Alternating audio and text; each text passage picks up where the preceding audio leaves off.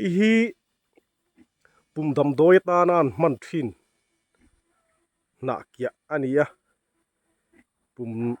lam tan hin dam doi thatak mai ni a hei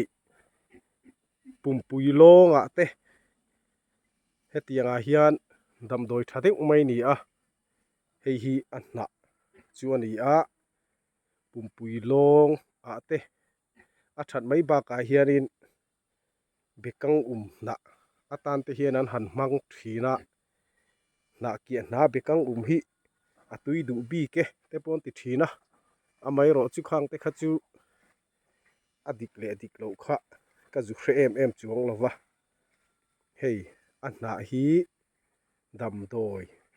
atan an man rualin akung apil te po hian han thela dam doi thatak mai kha ni a tun lai chu keipo ka pum lam ka soi se la wangin na kia hi apil chum tui hi ka ei me ka a thadon riu point ka hria a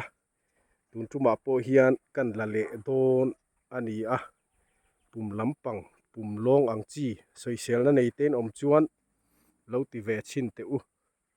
a na ta ka hi chu kei chuan dam doya ka mang em lova apila hi ka thela chu chu na vak lavin ka chhum sawa chumi tui chu ka in thin ani amaro chu then khat chuan chum kher po ngai lo an tia an han chan soma kha khatuya an chi a khami tui khan in mai thina na kia hi a kha ve de hleka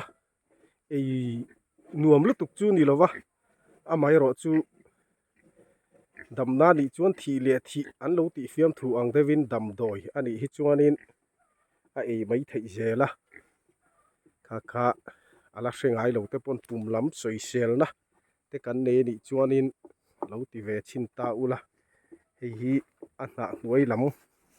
lan dan ania hna hnuai lam hi a tuai dewa te phei chuanin avar phuk thina hei hi akung la tuai deuh a ron chor thar le te ponia a hna hi a tuai piang hi hlaya akung upato hi chu hna hi a te ve deuh ani hei hi akung ania hei ti hian he ka thel tur hi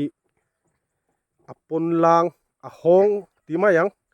hemi a pon lang a hi fai devin kan ziat fai ma saveka hemi zo hian ka thel thina chuti lo chuan hei a hong a hi a leng ve chum chum du riau maya hi lai a thel lo china hian kan hre thiam theiang chu tiang kan thel fai ka thel fai nu a hian a pila hi ka thel thina ni ti hian a hong hi ti hian chem hian kan ziat fai a ti hian a fai du em maya hemi zo a hian a pila hi ti hian ala om le ta chu ti hian chem hian kan thela hei hi kei chuan ka chia ringot lova na lo te hian ka chhuma chu ka in thina ni a tha khopin ka hria a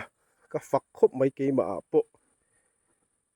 tiang mamo te kan omani chuan lo ti ve chin ula in lo that pui ve ngei po ka ringa ka be sei tlat ani